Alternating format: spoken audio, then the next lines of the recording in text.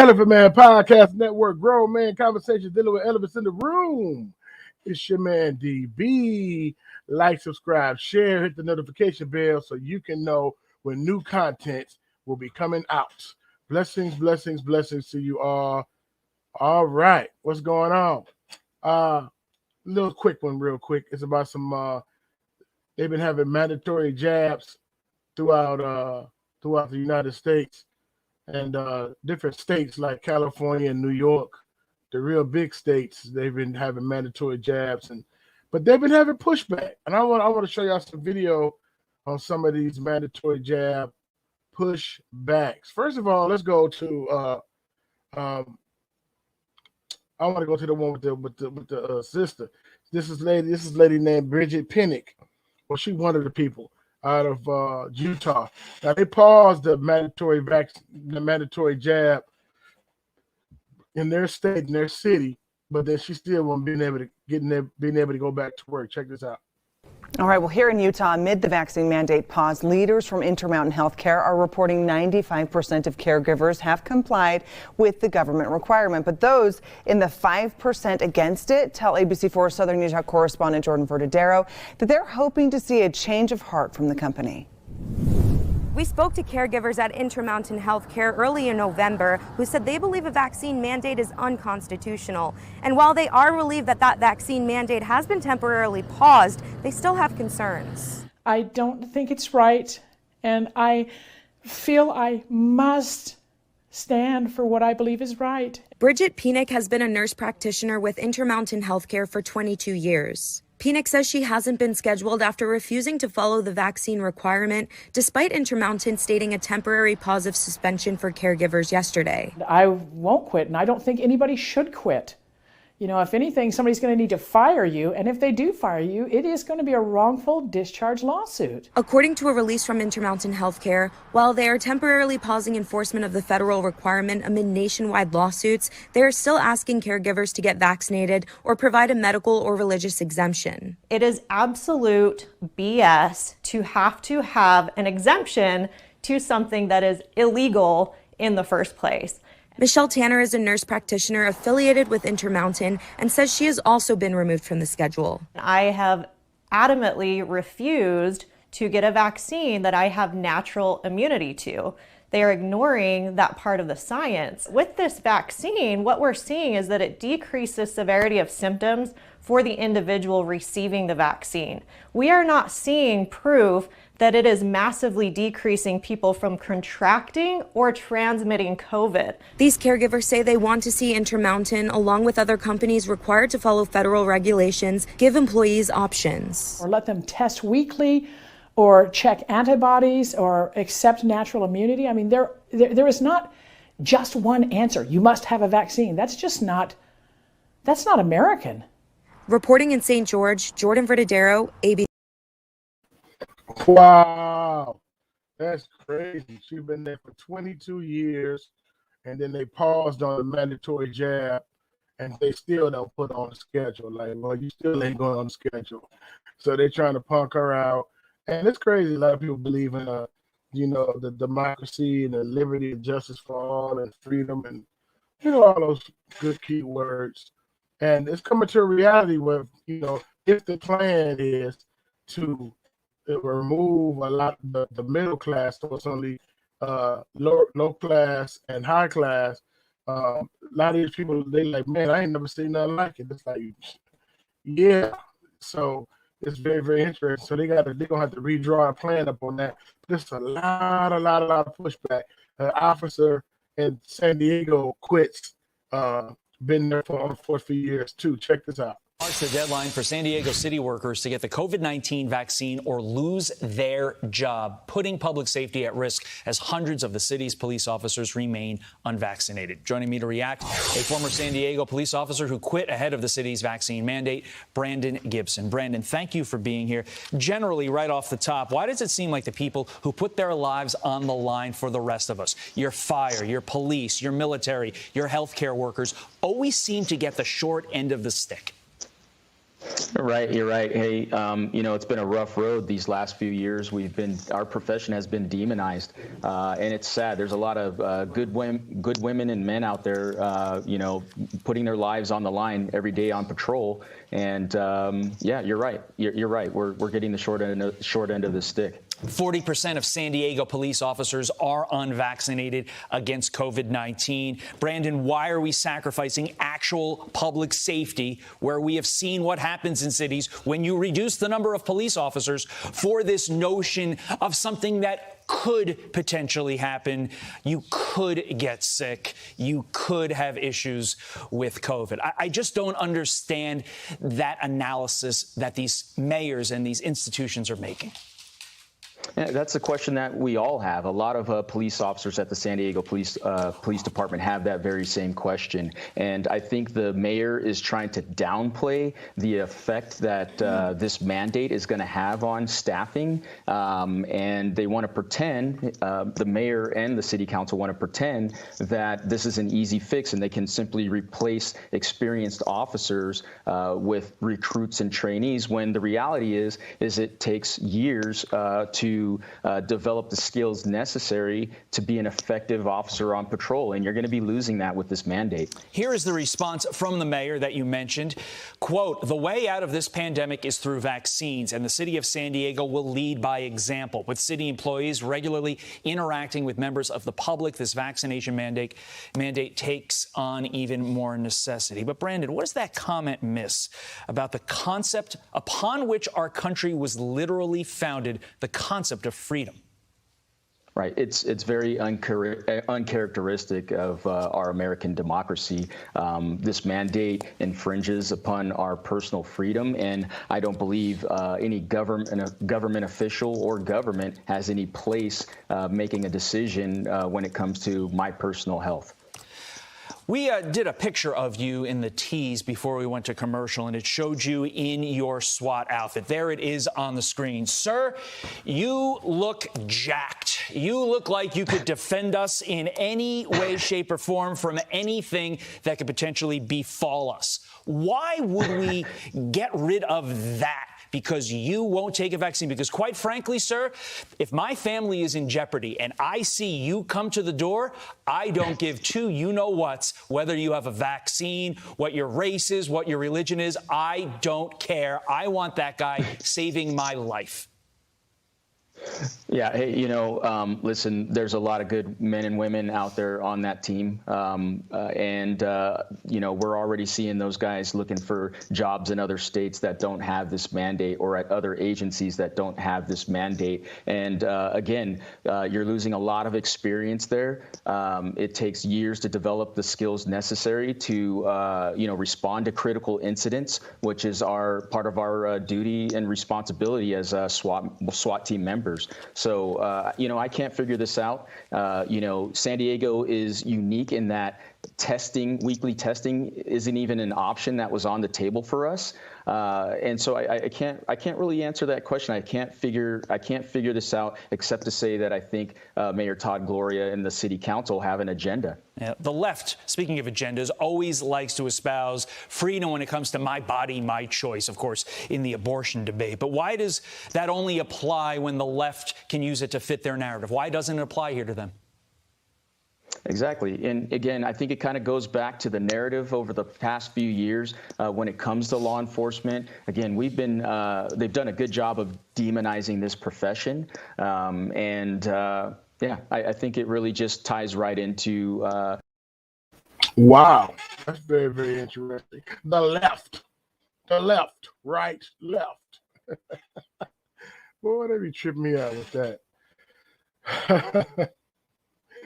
Boy, it's higher than the left and the right, guys. If y'all don't know about that by now, then holler at me later. But that's very, very interesting, though, man. They said we demonize the profession. No, me personally don't think that it's demonizing the profession of law enforcement. I know a lot of friends, I know a lot of people, and I got friends that are in law enforcement. I just think that you should be held accountable when you just be judge, jury, and execution and just gun folk down the street and you go home and eat a sandwich. You know what I'm saying? That just blows my mind. And so I just say, hey man, if some officers see other officers that's being, judge, jury, and execution on the street start being held accountable, then maybe they would turn that body cam on. Maybe they would take protective measures instead of this, I fear for my life, and just blow your head off. You know what I mean? I was just like, oh man, I wanted to make it home. Well, shoot, they wanted to make it home too. So I don't think it's demonized. I just think, just got to be held accountable. You know what I mean? And I don't know, man. They selective on the accountability. They got that selective accountability, man. You see, there was a big push even right now to teach critical race theory, and some teachers even quit because of that. They say, "Oh no, we're not changing history." You probably be restoring history. But anyway, before we get out of here, this is the very, very last thing. It's very, very interesting. Dr. Walensky and Senator Casey at the Senate hearing about the jab. And the question was asked, how many CDC employees got the jab? But let's see, can I open it up? Very interesting. All right, let's check this out.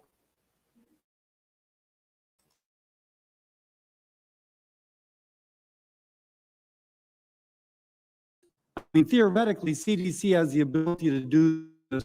Yeah, that too would have its own biases. So one of the things that we have demonstrated in the scientific brief is that asymptomatic and mildly symptomatic people who might not present to their provider, might present to an urgent care clinic, who might not be recorded in their own EHR, likely have less robust protection than those who've been severely But that could be established prospectively if using the data that you have.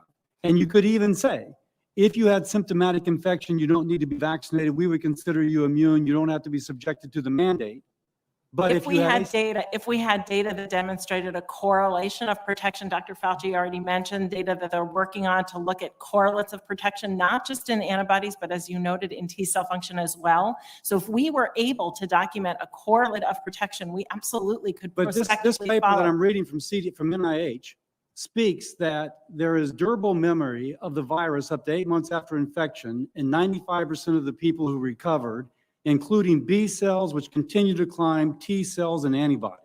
And I'm also saying you could do it clinically because we have data that's patient identifiable that we could go back and look and see if they were exposed. They could be in a hotspot like Louisiana where they're being exposed. And then you would see, not just by lab data, but empirically. I can tell you the American people intuitively understand this, and they feel a little bit like we're being willfully blind to it. I have limited time. Let me just ask you something else. What % of CDC employees are vaccinated? We're actively encouraging vaccination in all of our employees and doing a lot of education and outreach in order to get our agency fully vaccinated. But the percent? I don't have that for you today. I'm told that 75 to some north of 75% of CDC employees at headquarters are still working remotely. Is that correct? We're following regulations through HHS and the federal government. No, that's not my question. I apologize to be rude, but I'm asking a very straightforward question. I've been told that north of 75% of employees at CDC headquarters are working remotely. Is that correct? Senator, I don't actually know the number off the top of my head. When you look down the hallway, are there empty desks? Are over 50% of the desks empty? Senator, I don't have the numbers off the top of my head. What I will tell you is that we're working closely within HHS and the administration to follow the governmental rules for return to. There was a recent GAO report that shows, and released in the last 2 weeks, that there's been no coordinated response from the federal government to get people back into work. Now, if there's any agency that, since we're teachers in Fulton County are back at work, that the caseload of COVID in Fulton County is about 88. At its peak, it was 606. If what I've been told by someone who frankly kind of knows, that people in laboratories are not showing up. I have no clue how laboratory workers who presumably are vaccinated wearing PPE would consider themselves eligible to stay at home. I say this because I just want to echo, we got to lead by example in the federal government. If our public health agencies don't have enough confidence in the immunization and in the PPE to go back to work, fighting infectious diseases, there's going to be a lot of undermining of a willingness to further fund public health. We absolutely have our essential lab back at work.